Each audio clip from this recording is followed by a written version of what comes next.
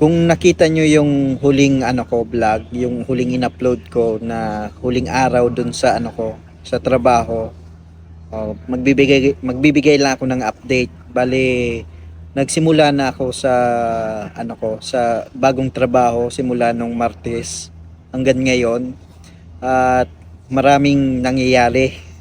Lahat first time sa akin dahil magbubukas pa lang yung yung namin, venue, at ako yung head.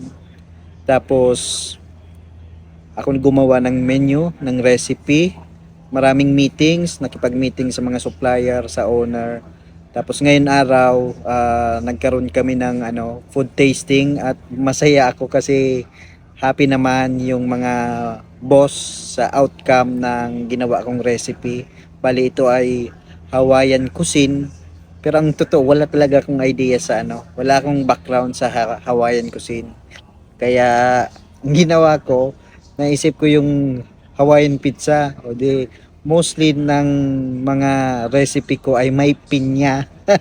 Pero natuwa naman sila kasi nagustuhan nila yung lasa, yung presentation, at na-excite ako na basta parang na feel ko na binavalue ako yung yung nagawa, na appreciate. So marami pang mangyayari. Di pa kami tapos mag-set up, mag-open kami mga third week ng November. Kaya ngayon, kailangan ko ng kitchen staff na tutuwang sa akin.